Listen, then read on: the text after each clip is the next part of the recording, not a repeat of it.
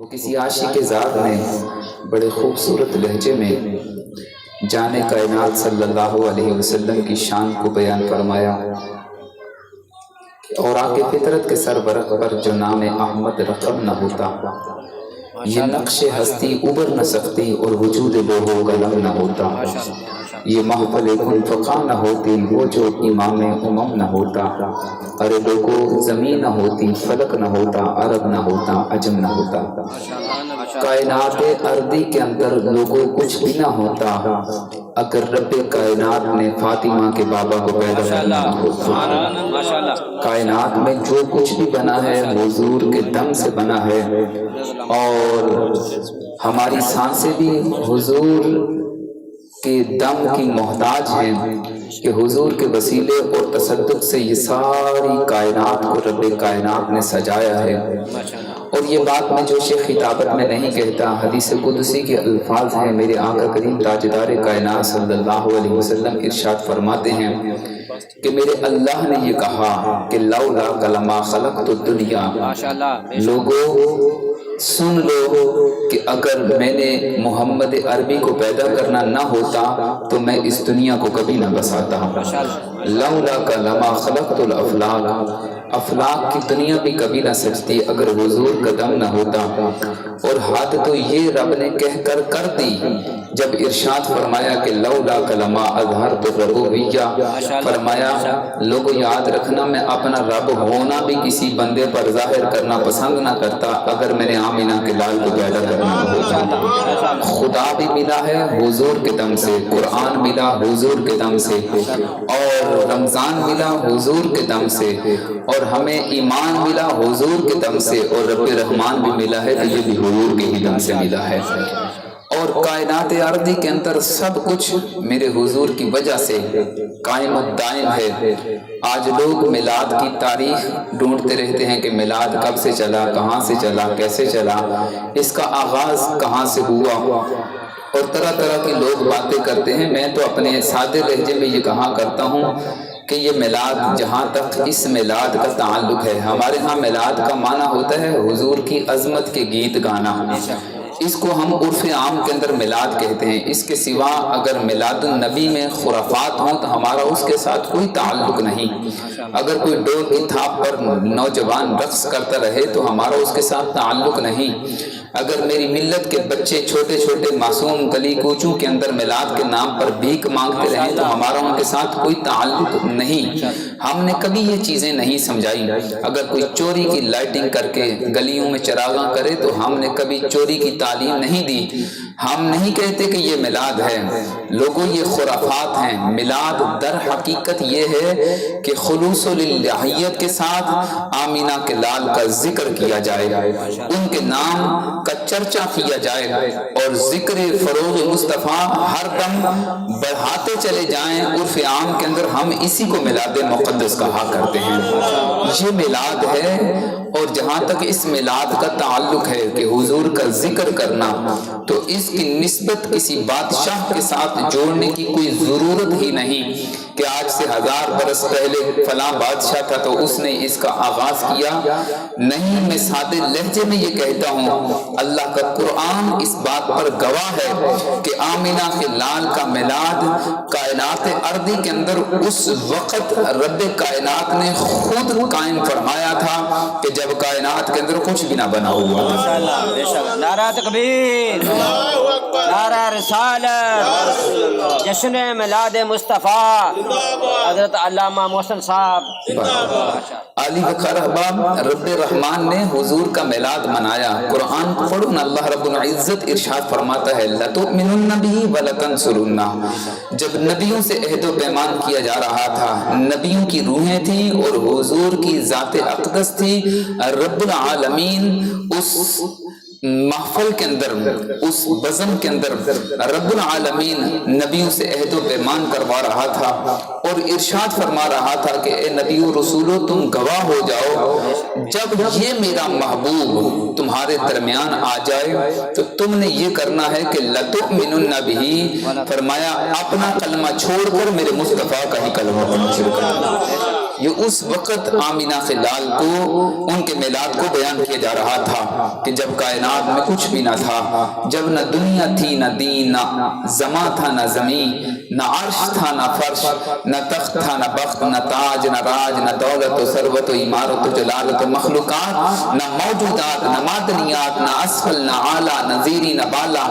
نہ زمین نہ آسمان، نہ مہکو نہ ستارے، نہ ذرے نہ کائنات۔ لوگوں جب کچھ بھی نہ بنا ہوا تھا، اللہ کی عزت کی قسم اٹھا کر کہتا ہوں رب کائنات اس وقت بھی آمینہ کے لال کے میلاد کو بیان فرماتا چلا گیا۔ لوگ یہ کہتے ہیں کہاں سے چلا رکھا ہے میلاد، ہم کہتے ہیں ہم نے نہیں چلایا، رب رحمان نے خود اس کا آغاز کیا ہے۔ قرآن کے اندر یہ بات موجود ہے اور جگہ جگہ پر رب رحمان نے آمینہ کے لال کے میلاد کو بیان فرمایا ہے۔ اور حضور کا میلاد قرآن کے اندر کئی مقامات پر جو میں نے آیہ کریمہ پڑھی، اس کے مضمرات پر تھوڑی سی گفتگو کر کے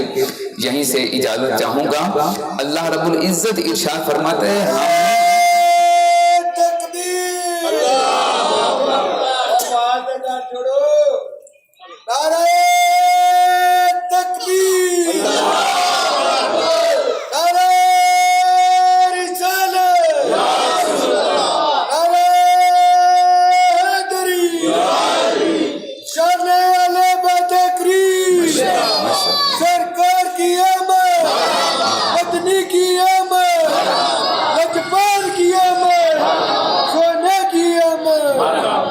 علی بکر احباب، میں ایک بات شان اہل بیت کے حوالے سے جس کا تعلق حضور کے میلاد کے ساتھ جڑا ہوا ہے اس کو عرض کرنا چاہوں گا، چونکہ میں جو سمجھ رہا ہوں کہ اہل بیت اطہار کی محبت حاضرین کے دلوں کے اندر اللہ نے کوٹ کوٹ کے بری ہوئی ہے، تو میں یہ عرض کرتا ہوں لوگوں ہم ان کا ذکر کیوں نہ کریں؟ یہ بھی ایک سوال ہے، ان کا ذکر ہم کیوں نہ کریں کہ جو جلوتوں اور خلوتوں میں ہمیں یاد کرتے رہے، جنہوں نے ہماری مغفرت کی دعائیں رب سے فرمائی ہیں، پہلے بھی کرتے رہے اور قیامت کے دن بھی رب کی جناب میں ہماری بخشش کی دعا کریں گے۔ کیا اس نبی رحمت کا اتنا بھی حق نہیں تھا کہ وہ جو غاروں کے اندر تنہائیوں میں جلوتوں اور خلوتوں کے اندر ہمیں یاد کرتے رہے، ہم ان کی یاد کی محفل کو یہاں سجا لیتے، اگر تنہائیوں میں وہ یاد کرتے رہے تو ہم کھلے مجمع کے اندر آمینہ کے لال کا ذکر سنائیں گے۔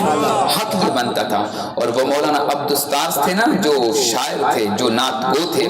انہوں نے اپنا ایک نعتیہ کلام لکھا تو اس کے اختتام پر وہ لکھتے ہیں، آپ فرماتے ہیں ذکر کر سرور انبیاء کا، نام لے اس حبیب خدا کا،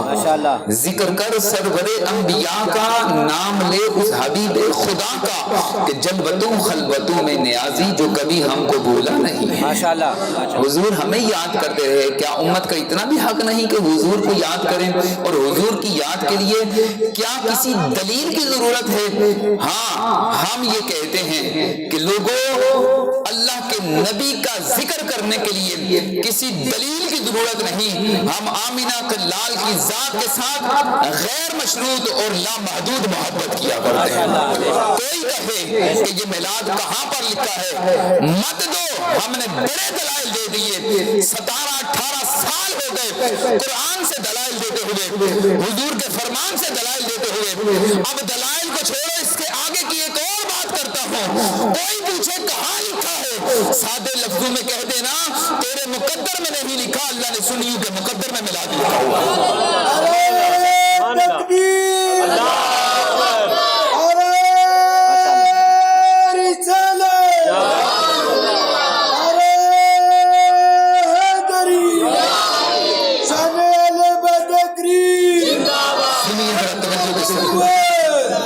سنیے توجہ کے ساتھ، وقت بھی تھوڑا سا خیال رکھیے۔ اصحاب ذی وقار، میں یہ عرض کر رہا ہوں کہ ہمارا کیا اتنا بھی حق نہیں بنتا وہ جو جلوتوں خلوتوں میں ہمیں یاد کرتے رہے؟ کہ بلا چشتی صاحب فرماتے ہیں دوبارہ اس لفظ کا تکرار کیا جائے۔ میں یاد کر رہا تھا احباب ذی وقار، دلائل کی دنیا سے ہٹ کر کوئی یہ کہے کہاں لکھا ہے، ہاں ہم یہ بتا سکتے ہیں کہ کہاں پر لکھا ہے، اس کا سیاق و سباق سے استدلال کر کے یہ بات عیاں کر سکتے ہیں کہ حضور کا میلاد حضور نے خود بھی کیا، صحابہ نے بھی میلاد منایا، اور بعد والے بھی حضور کی آمد پر خوشیوں کا اظہار کرتے رہے۔ تواتر کے ساتھ 1443 سال سے یہ حضور کی امت یہ تواتر کے ساتھ حضور کا ذکر خیر میلاد کی صورت میں کرتی رہی۔ دلائل کی دنیا اپنی جگہ پر موجود ہے، لیکن اس سے قطع نظر ہم یہ کہتے ہیں کہ کوئی کہے میلاد کی دلیل کیا ہے، ہمارے لیے بس اتنی ہی دلیل کافی ہے کہ رب کائنات نے تیرے مقدر کے اندر آمینہ کے لال کا میلاد نہیں لکھا، ہمارے مقدر کے اندر حضور کا میلاد لکھ دیا گیا ہے۔ اور پھر سنو، اسی پر بات کو ختم کرنا چاہوں گا کہ کیا امت کا اتنا بھی حق نہیں تھا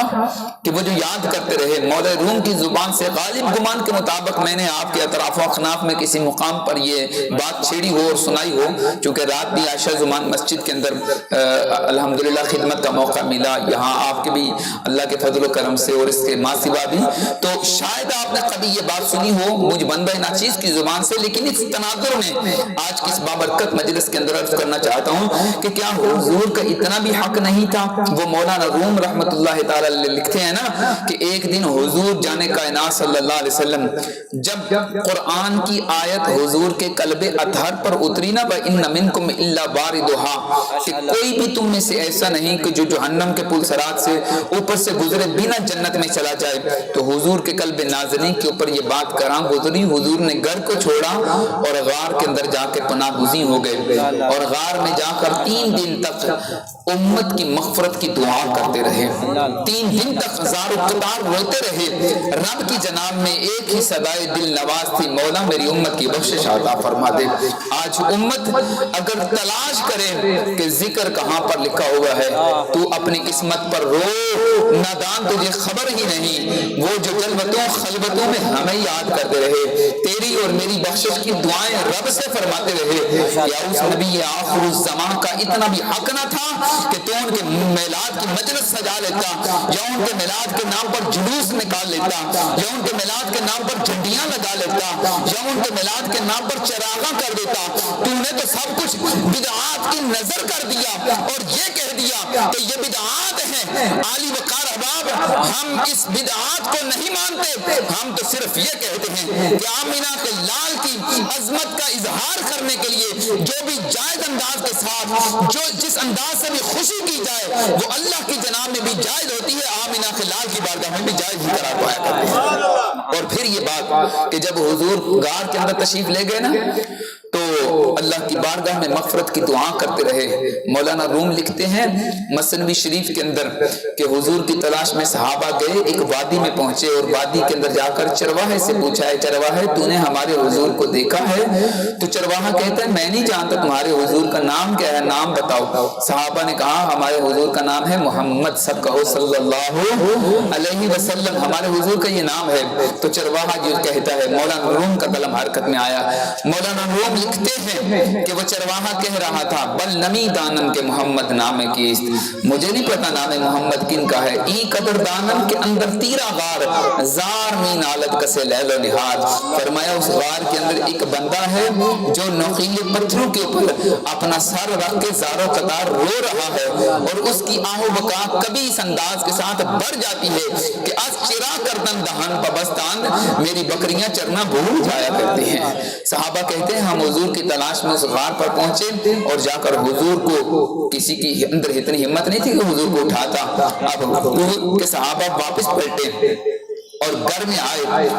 اور آخر اس دروازے پر دستک دی، دنیا جس کو شہزادی شاہ کون مقام کے نام سے پکارتے ہیں، عفت کا در نہاں اور عصمت کا گنج گرا، ملکہ فردوس بری نور چشم رحمت للعالمین، میری اور آپ کے پیارے آقا کے جگر کا ٹکڑا جس کو دنیا حسن و حسین کی ماں سیدہ طیبہ طاہرہ زاہدہ عابدہ ذاکیہ مزکیہ، دنیا جس کو فاطمہ الزہرا کے نام سے پکارتی ہے۔ حضرت فاطمہ کی بارگاہ میں آئے، آ کر عرض کی ابا حضور کو ہم نے تلاش کر لیا، اٹھانے کی ہمت نہ تھی، آپ چلیے۔ حضرت سیدہ پاک فرماتی ہیں کہ میں صحابہ کے ساتھ مکمل پردے میں ملبوس ہو کر اس غار کے دہانے پر پہنچی اور جا کر ابا حضور کو اٹھایا، لیکن ابھی حضور اٹھے نہیں، پھر اٹھایا نہیں اٹھے، پھر تیسری مرتبہ جب میں نے اٹھایا تو دیکھا حضور ابھی زانوں کے اوپر اللہ کی بارگاہ میں مغفرت کی دعا امت کے لیے کر رہے ہیں۔ سیدہ پاک فرماتی ہیں میں غار سے باہر نکل کر کھڑی ہوئی اور رب کی جناب میں عرض کیا مولا تیرے محبوب کی بیٹی کے آج تک سورج کی آنکھ نے کبھی تیرے نبی کی بیٹی کا بال بھی نہیں دیکھا، اگر تو نے میرے ابا کی دعاؤں کو شرف قبولیت نہ بخشا تو پھر آج تیرے نبی کی بیٹی تیری بارگاہ میں اپنی چادر تطہیر پھیلا کر یہ عرض کرے گی۔ ادھر زبان پر یہ الفاظ آ رہے تھے، مولانا روم لکھتے ہیں وحی الہی کا نزول ہوا اور ارشاد فرمایا محبوب سر اقدس کو اٹھاؤ، اور حدیث کا ترجمہ مولانا روم اپنے انداز کے ساتھ لکھتے ہیں، آپ فرماتے ہیں بس ندائے آمد زیزدان کا اے رسول من دعائے فاطمہ قردم قبول، اے نبی آخر الزمان اپنے سر کو اٹھاؤ، ہم نے آپ کی بیٹی کے تصدق سے ہم نے آپ کی امت کی مغفرت کا وعدہ آپ کے ساتھ فرما دیا ہوا ہے۔ یہ حضور جان کائنات صلی اللہ علیہ وسلم کی امت کے ساتھ اتنی محبت، اتنی لازوال محبت، تو لوگوں اگر نبی امت کے ساتھ اتنی محبت کرتے ہیں تو آج کے بعد وعدہ کرو کہ ہم غیر مشروط اپنے نبی کے ساتھ محبت کریں گے، اور محبت کا یہ تقاضا ہے، آپ لوگ جو جمع ہوئے ہیں یہ محبت کے تقاضوں کے پیش نظر جمع ہوئے ہیں۔ المختصر یہ کہ بے شک افراد کم ہیں، لیکن تمہیں کیا پتا ہو لوگوں یہ کم افراد کی بھی خدا کے ہاں کیا اہمیت ہے۔ حضور کی ایک حدیث سنا دوں، بات ختم ہو چکی ہے۔ میرے آقا کے صحابہ حضور کے ذکر کی مجلس لگا کر تشریف فرما تھے، بہت ساری کتب احادیث کے اندر یہ بات موجود ہے،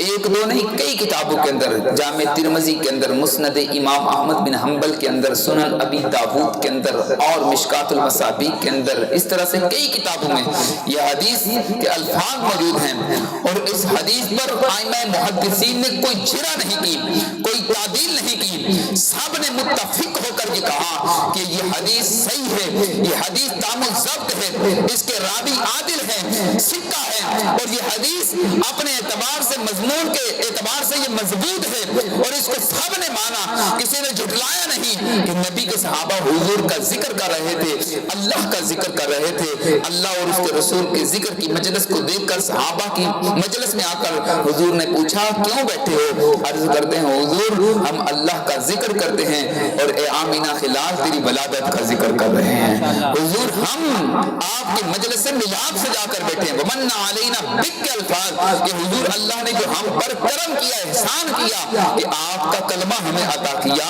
آپ کو ہمارے درمیان بھیج دیا اس کا ذکر کرنے کے لیے۔ میرے آقا نے کہا تم قسم دو، عرض کرتے ہیں اللہ کی قسم، قال اما انی لم استخلفکم تہمۃ لکم، میرے آقا نے ارشاد فرمایا یہ قسم کسی اور وجہ سے میں نے تم سے نہیں لی، ولکنہ اتانی جبرائیل، فرمایا میرے پاس جبریل آئے ہیں اور آ کر مجھے خبر دے کر گئے ہیں، فاخبرنی، خبر دی ہے، ان اللہ تعالی یباہی بکم الملائکہ، فرمایا اللہ نے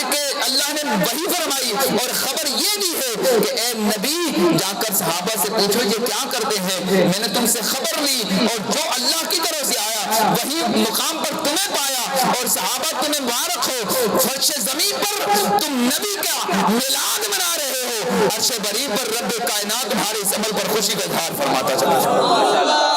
لوگوں یہ عمل کرنا کوئی عام سی بات نہیں، یہ اللہ کے نبی کی صحابہ کی سنت ہے، اللہ کی جناب میں دعا ہے رب کائنات ہم تمام لوگوں کو دونوں جہانوں کی بلائی کامیابی اور کامرانی عطا فرمائے۔